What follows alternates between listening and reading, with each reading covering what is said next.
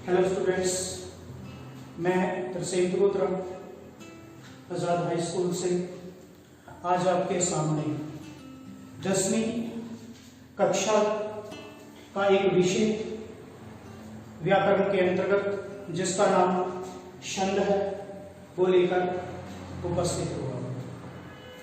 तो चलिए आज छंद के बारे में आपको कुछ बताने जा रहे हैं।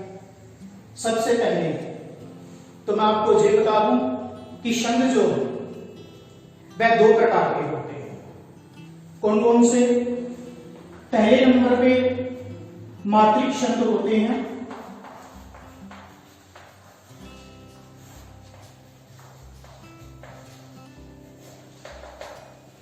तो पहले जो छंद है वो है मात्रिक छंद, अर्थात वे छंद जो मात्राओं पर आधारित है। तो इन छंदों की पहचान जो है वो कैसे की जाती है? मात्राओं को गिनने से, उनकी काउंटिंग करने से। तो जो मात्राओं पर आधारित छंद है उनको मात्रिक छंद कहा जाता है। और मात्रिक छंद में जो छंद आते हैं वो कौन कौन से छंद हैं? सबसे पहला छंद है दोहा। तो दोहा छंद जो है ये मात्रिक छंद है। उसके बाद दूसरा छंद जो आता है वो है सोरठा।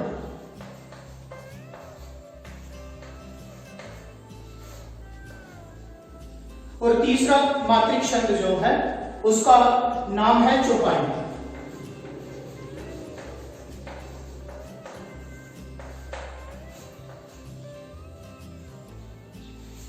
तो ये तीन मात्रिक छंद हैं जो केवल मात्राओं को गिनने से पहचाने जाते हैं, इसलिए इनका नाम मात्रिक छंद है। दोहा छंद, सोरठा छंद और चौपाई छंद। आगे चल करके आपको बताते हैं कि ये मात्राएं जो हैं ये किस प्रकार से काउंट करनी है, कैसे इनको पहचानना है। अभी दूसरे प्रकार के जो छंद हैं वो आते हैं वार्णिक छंद।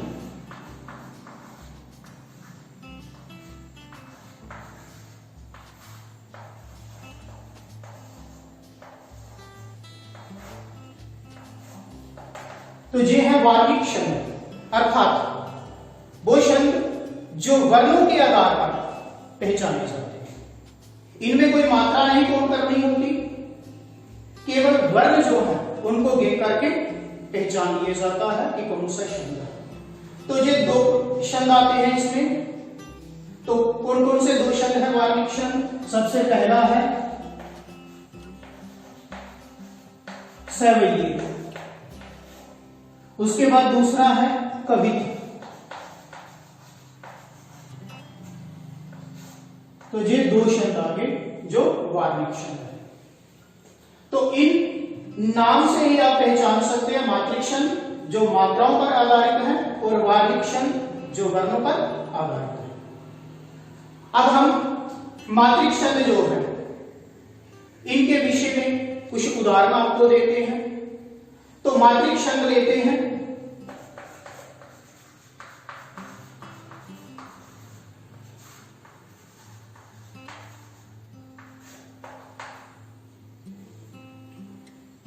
मात्रिक छंद जो है उसमें आपको जैसे ऊपर बता दिया गया दोहा छंद, सोरठा छंद और चौपाई छंद।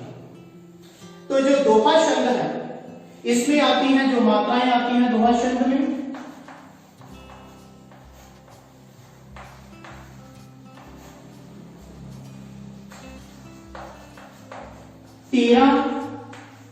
और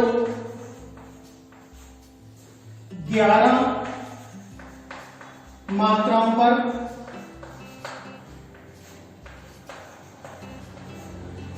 विराम लगता है।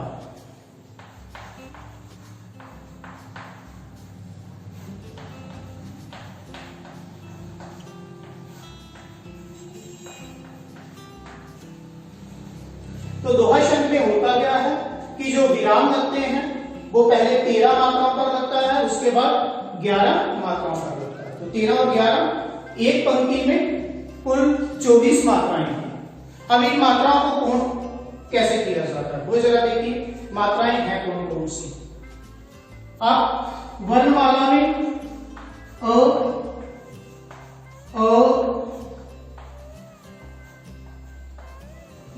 और ई, उ,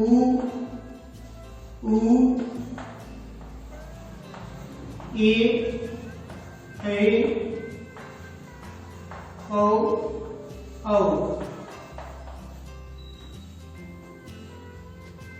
ये मात्राएं होती हैं।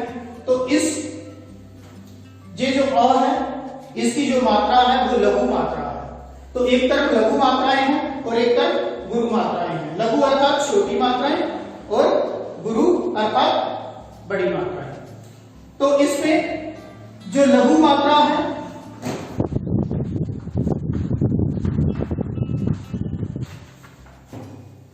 लघु मात्रा उसकी जो काउंटिंग की जाती है वो एक की जाती है, एक काउंटिंग होती है उसकी गिनती जो है वो एक की जाती है।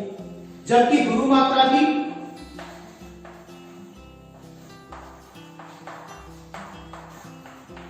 दो काउंटिंग की जाती है, उसको दो गिनी जाती है। अब आपको बताते हैं कि कुछ ऐसी मात्राएं भी होती हैं जो गुरु में ही आती हैं, लघु में नहीं आती। ये जो पहली मात्रा है लघु मात्रा ये एक काउंटिंग की जाती है।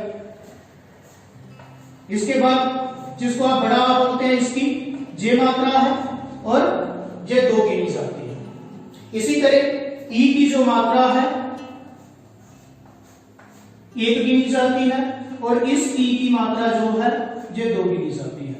तो लघु और गुरु से एक और दो गिन सकते हैं। इसकी एक मात्रा, इस ई की दो मात्राएं। ऐसे ही ऊ से लेते हैं एक मात्रा और दो मात्रा।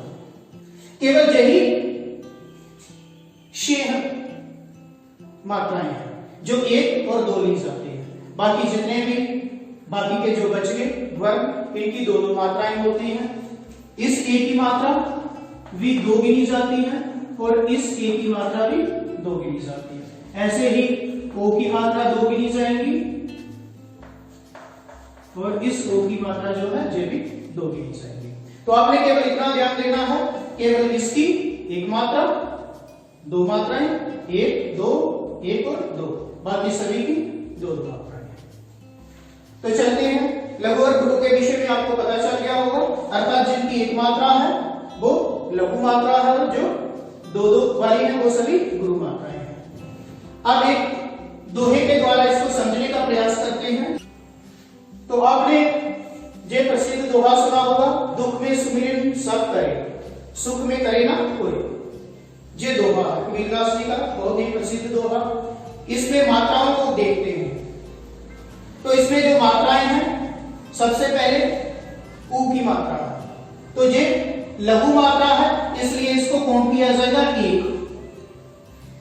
वर्ण को नहीं देखा जाएगा। वर्ण क्या है इसको नहीं देखा जाएगा। वर्ण कब देखे जाएंगे जब वार्णिक छंद आएंगे तब केवल वर्ण को देखा जाएगा, उसमें मात्रा बिल्कुल ध्यान नहीं दी जाएगी। तो इसमें केवल हमने देखना क्या है, मात्राओं को देखना। तो ऊ की मात्रा हो गई एक। उसके बाद ख जो है इसके साथ जो मात्रा लगती है वो कौन सी मात्रा आती है, छोटे अ की मात्रा। जैसे हमने ख लिखा होगा तो उसको कैसे लिखेंगे, जब उसका वर्ण विच्छेद करेंगे ख प्लस अ। तो ये जो अ की मात्रा है ये लगभग सभी के साथ लगी होती है जिसमें कोई मात्रा नहीं होती। तो ख के बाद जो अ लग रहा है ख के बाद वो एक मात्रा होगी अ। तो इस तरह से दुख में दो मात्राएं हुई। अब में इसमें ए है तो जैसे आपको पहले हम बता चुके हैं ए चाहे कोई भी हो, छोटी मात्रा हो चाहे बड़ी हो, उसको दो गिना जाता है। तो इसकी दो मात्राएं गिनेंगे ए की। इसके बाद फिर से छोटा हुआ गया सुमिरन में तो एक मात्रा, ई छोटी है तो एक मात्रा, अ है अ है। तो इसमें टोटल कितनी मात्राएं हुई सुमिरन में, चार मात्राएं हो गई। तो अभी तक देखें तो एक और एक दो और दो चार और चार इसमें हो गई आठ मात्राएं हुई। 8 के बाद सब में आता है एक और एक, तो 8 और 2 10 मात्राएं हो गई। करें तो एक इसके ऊपर बड़ी ए है तो दो मात्राएं, तो टोटल 13 मात्राएं बन गई। तो 13 और 11 पे जति लगती है, तो जहां पे जति लगी है विराम लगा है, इसलिए अगली जो मात्राएं आएंगी अगले विराम पे वो 11 मात्राएं आएंगी। तो जब 13 और 11 मात्राएं हो जाए तो दोहा शब्द हो जाता है। अभी देखते हैं सुख में करीना कोई इसमें कितनी है। तो उ की एक मात्रा, अ की एक मात्रा, ए की दो मात्राएं, क एक दो एक, इसकी दो मात्राएं हो गई और एक हो गया। अभी काउंटिंग करते हैं, एक और एक दो और दो चार, पांच और दो सात, एक आठ, दो 10 और एक 11। तो इस तरह से 11 मात्राएं हैं। ये तो काउंटिंग करने से पता चला, ये तो काउंटिंग करने से पता चला कि ये दोहा शब्द है। लेकिन मैं आपको एक ऐसा मेथड बताने जा रहा हूं जिससे आपको ये काउंटिंग करने की जरूरत नहीं पड़ेगी। बिना काउंटिंग किए आपको पता चल जाएगा कि दोहा है जम सोरठा है जम चौपाई है। तो उसमें आपको काउंटिंग करने की भी जरूरत नहीं पड़ेगी। उसमें आपने देखना क्या है, जो सबसे ज्यादा 2 पॉइंट्स मैं आपको बताऊंगा, वो 2 पॉइंट्स क्या हैं। एक पॉइंट तो है कि आपने ये जो शुरुआत हुई इसका जो विराम लगा है वो लास्ट जहां लग गया है, तो विराम पे आपने देखना है कि विराम पे जो मात्राएं लगी हैं वो कौन सी लगी हैं, लघु मात्रा लगी है या गुरु मात्रा लगी है। बस इस बात का ध्यान रखना है, बाकी बिल्कुल पीछे नहीं देखने की जरूरत आपको पड़ेगी। जब आप इस बात को केवल ध्यान रख लेंगे कि जहां पे गुरु मात्रा लगी है लास्ट में और इसके बाद आगे अगले चरण में, पहले चरण में तो गुरु मात्रा से समाप्त हो रहा है और आगे लघु मात्रा से समाप्त हो रहा है, एक मात्रा में समाप्त हो रहा है, तो दोहा शब्द हो जाएगा। केवल इतना ही 2 शब्दों को देकर के ही आप बता सकते हैं। तो जहां पे लास्ट पे 2 मात्राएं और जहां पे लास्ट पे 1 मात्रा, तो इस तरह से दोहा शब्द जो है ये पहचाना जा सकता है। एक तरीका तो ये आ गया। दूसरा और एक मेथड आपको मैं बताने जा रहा हूं, दूसरा क्या है कि जब आप इन शब्दों को देखें तो ये कितने होंगे, 1 2 3 4 5, इधर भी है 1 2 3 4 5। लेकिन एक बात जो देखने वाली है कि इधर वाले जो शब्द होते हैं वो ज्यादा होते हैं और थोड़े बड़े होते हैं, क्योंकि जितने ज्यादा शब्द होंगे उससे क्या होगा, मात्राएं ज्यादा होंगी। और इधर अगर कम शब्द होंगे, 3 या 4 शब्द होंगे, इधर 5 या 6 होंगे, तो उनकी मात्राएं 13 बनेगी। और इधर अगर 3 या 4 शब्द हैं तो उनकी मात्राएं कम बनेगी। तो ये भी हो सकता है, इसको भी ध्यान में रखें 2 पॉइंट्स को। पर सबसे जो बेस्ट है वो यही है कि आप जगन के ऊपर जाकर के, विराम के ऊपर जाकर के देख लें कि किस मात्रा से समाप्त हो रहा है। तो यदि गुरु और लघु से समाप्त होता है, अगर गुरु और लघु से समाप्त हो, गुरु फिर लघु मात्रा से, तो दोहा हो जाएगा। बस ये सिंपल सा फंडा कि पहले गुरु देख लीजिए, उससे समाप्त हो रहा है, बाद में लघु से समाप्त हो रहा है, तो सिंपल हो गया, पीछे दोहा शब्द हो गया। इसके विपरीत यदि हो जाए, उल्टा हो जाए, पहले 11 मात्राएं हो और बाद में 13 मात्राएं हो, अर्थात पहले लघु से समाप्ति हो रही है और बाद में गुरु से समाप्ति हो रही है, तो सोरठा शब्द आ जाएगा। जैसे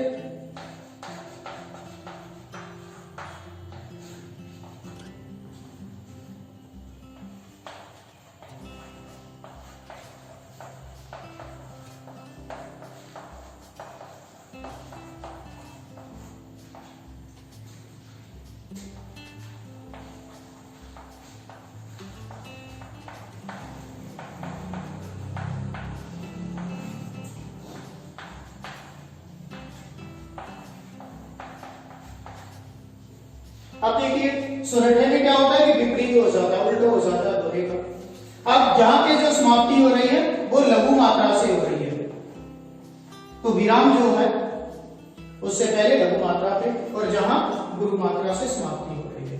तो जब लघु मात्रा और गुरु मात्रा हो जाए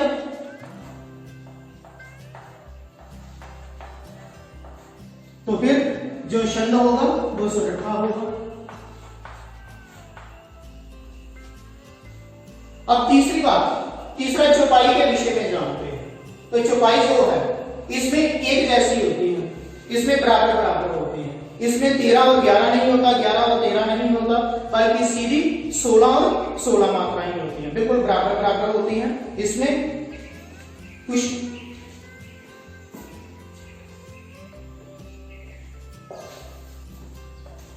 अब तीसरी बात करते हैं चौपाई की। तो चौपाई में होती है 16 मात्राएं। बराबर बराबर मात्राएं होती हैं, पहले ग्राम पे भी 16 होती है और दूसरे पे भी 16 होती है, एक पॉइंट। और दूसरा पॉइंट होता है इसमें एक कॉमन चीज होती है, जैसे जैसे 16 और 16 मात्राएं होती है, इनकी जो समाप्ति होती है विराम के ऊपर वो भी क्या होती है, गुरु मात्रा से समाप्ति होती है।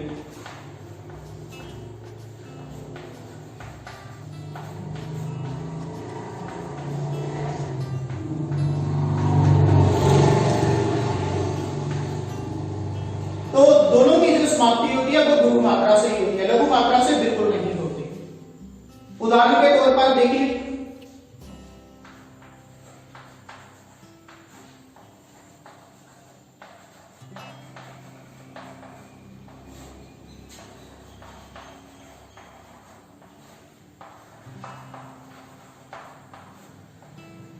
जा पवन सुत देवन देखा,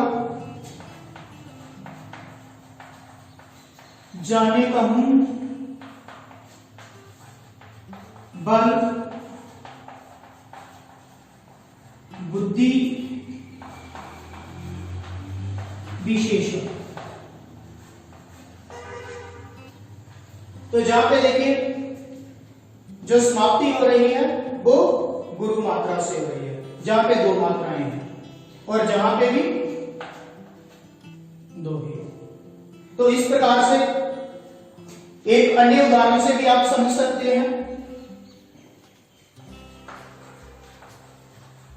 रघुकुल रीति सदा चली आई, प्राण जाए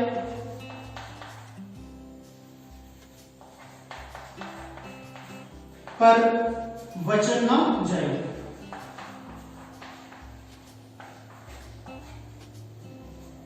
तो जहां पे भी देखिए रघुकुल रीत सदा चली आई, जहां पे बड़ी ई है, तो आपको बताया था छोटी ई की मात्रा 1 होती है और बड़ी की 2 होती है। तो जहां पे भी गुरु मात्रा से समाप्ति हो रही है, प्राण जाए पर वचन ना जाए, और फिर से जहां पे आ रहा है गुरु मात्रा आ जाए। तो जब दोनों जगह पे गुरु मात्रा आ जाए तो तब आप उसको आसानी से समझ सकते हैं कि ये चौपाई है। तो इन तीनों के विषय में वो जो सिंपल सबसे बात है वो क्या है, केवल मात्रा। आपको इतना ज्ञान होना चाहिए जो मैंने आपको पहले बता चुका हूं, मात्राएं कौन कौन सी, कि छोटे अ की 1 मात्रा, छोटी ई की 1 मात्रा और छोटे ऊ की 1 मात्रा। इसके अलावा जितने भी होंगे बाकी कोई भी मात्रा आ जाए वो सभी 2 मात्रा में गिनी जाएगी, वो गुरु मात्रा में गिनी जाएगी। बस इतना सा आपने ध्यान रखना है। और जब इतना सा ध्यान रख लिया तो दोहे को पहचानने के लिए आपको गुरु और लघु पे ध्यान रखना होगा, और सोरठे को पहचानने के लिए फिर पहले लघु फिर गुरु आएगा, और इसमें दोनों जगह गुरु मात्रा आ जाएगी। तो इस तरह से आप आसानी से इनको पहचान सकते हैं। तो ये तो हो गई मात्रिक छंद। अब हम बात करेंगे वार्णिक छंद का। तो वार्णिक छंद में जैसे मैं आपको पहले बता चुका हूं कि उसमें क्या करना होता है, केवल वर्ण गिनने होते हैं। जैसे इसमें हम क्या कर रहे थे, य अ और क, इसकी 2 मात्राएं थी, इसकी 1 मात्रा। तो जहां मात्राएं गिन रहे थे, वर्ण नहीं गिन रहे थे। अब हम क्या करेंगे, वार्णिक छंद में क्या करेंगे, मात्राएं बिल्कुल नहीं देखेंगे। जैसे रघुकुल में आपको बता दूं इसमें कितने वर्ण हैं, र 1, ग 2, क 3 और ल 4। इसमें 4 वर्ण हैं। ये मात्राएं बिल्कुल छोड़ देनी है, इनको बीच में काउंट नहीं करना। तो केवल क्या करना आपने, जैसे इसमें 2 ही वर्ण है जाप में, इसमें 3 वर्ण नहीं है, 3 गिनने की गलती नहीं करनी। ये मात्रा है, ये वर्ण नहीं है, तो मात्रा को छोड़ देना। आपने क्या करना है, सिंपली आपने वर्ण जो है वो गिनने हैं। तो अब हम वार्णिक छंद के विषय में आपको बताने जा रहे हैं।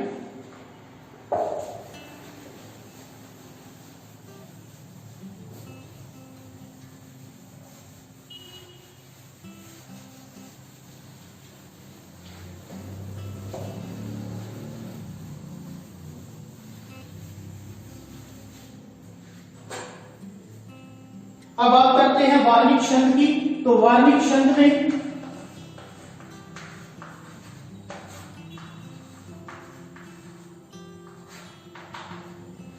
जैसे आपको पहला बता दिया हमने, सवैये होते हैं। तो तो सवैये की जो विशेषता है, उसके जो लक्षण है वो क्या है, उसकी जो कुल वर्ण गिने जाते हैं उसमें वर्ण होते हैं 22 से लेकर के 26 वर्ण।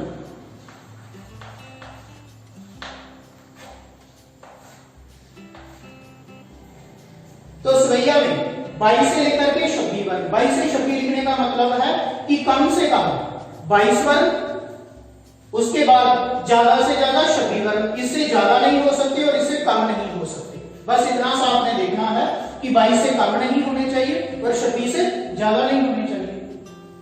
22 हो सकते हैं, 23 हो सकते हैं, 24, 25, 26 कितने वर्ण जो है ये हो सकते हैं। तो सवैया जो है इसके विषय में बताते हैं आपको।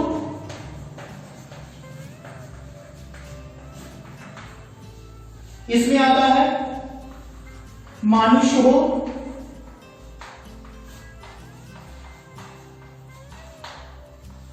तो वही रसखानी,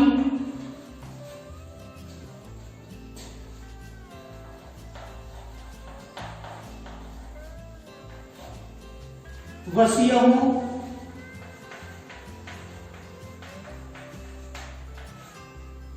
ब्रज, गोकुल, गांव के गवार।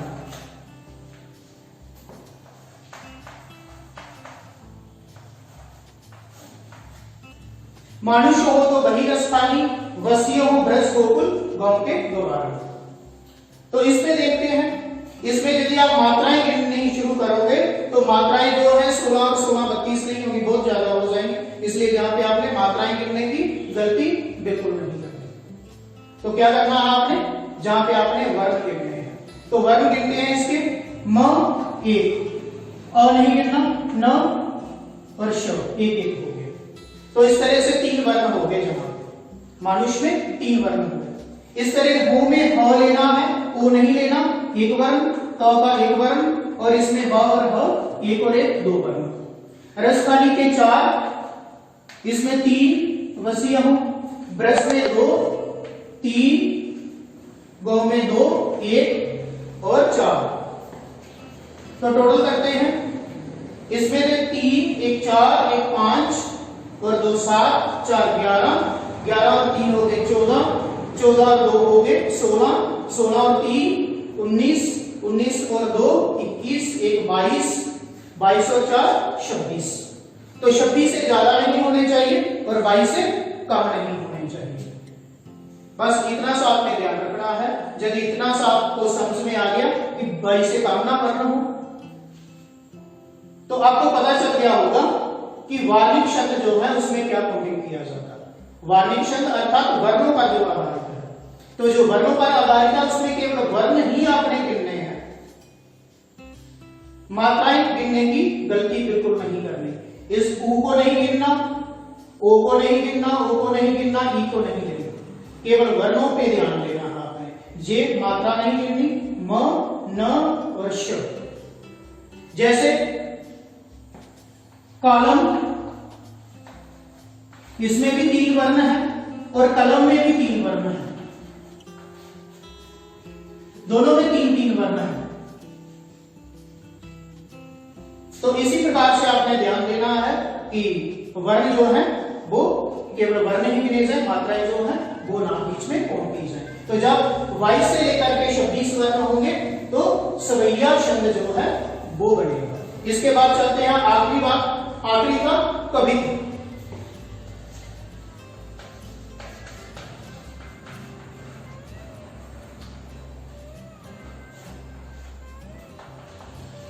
तो कवित्व में क्या है, कवित्व में 31 वर्ण जो है वो लिए जाते हैं। तो कवित्व का उदाहरण आपको देते हैं। कवित्व में 31 वर्ण जो है 16 और 15 वर्ण 31।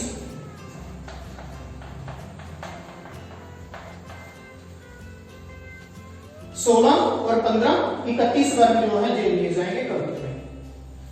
22 से 26 नहीं होंगे, इसमें 31 आएंगे। टोटल बनेंगे 31 वर्ण। पहला जो विराम है वो 16 पे लगेगा और दूसरा 15 पे लगेगा। 16 और 15 मिलकर के 31 वर्ण बनेंगे। तो इसका एक उदाहरण आपके सामने रखते हैं।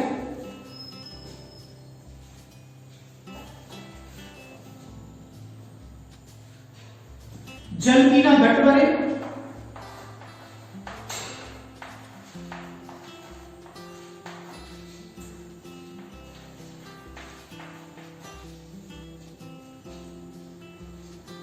मधु की ना पथ धरे,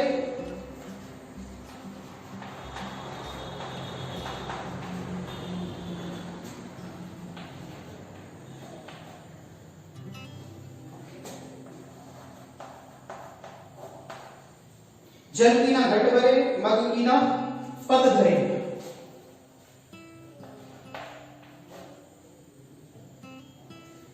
घर की ना कशु करे,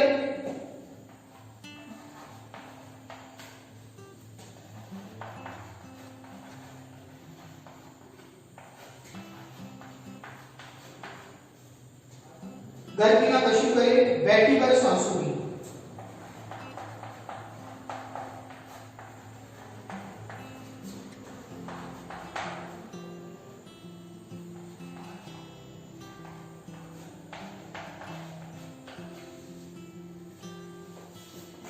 तो जरा देखिए, जल की ना घट भरे, मद की ना पग धरे, घर की ना कशु करे, बैठी पर सांसुरी।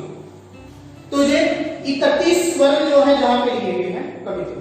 31 वर्ण कैसे हुए?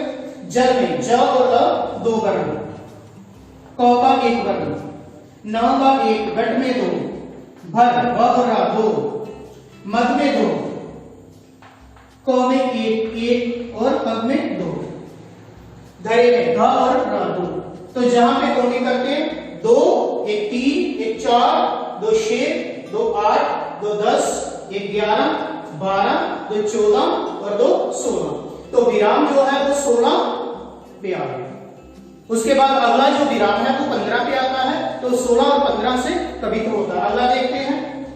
घर में 2, की में क 1, कशु में क और श 2, करे में 2, बैठी ब और ठ 2, भर में 2, सांसु में स और स 2 और री में र 1। तो कोटि करते हैं 2, 1 3, 2 5, 2 7, 2 9, 2 11, 2 13 और 1 14। एक मात्रा जो है प्रिंटिंग के कारण मिस्टेक हुई होगी, उसको चेक कर लेते हैं।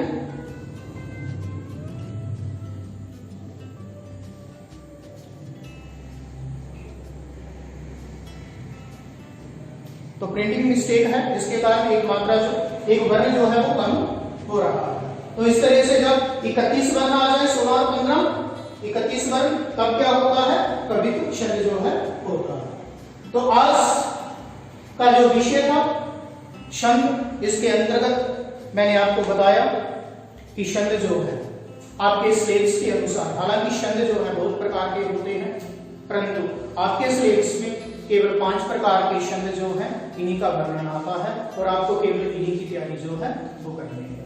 तो आज जे 5 छंद एक बार फिर से रिपीट कर देते हैं। दोहा, सोरठा, चौपाई, सवैये और कवित्व, जे 5 है। इनमें से 3 जो है वो मात्रिक छंद है और 2 जो है वो वार्णिक छंद है। तो उम्मीद है आपको ये समझ आ गई होगी। फिर भी यदि आपको किसी बात की समझ ना आई हो तो आप मुझे फोन करके भी पूछ सकते हैं। Thank you.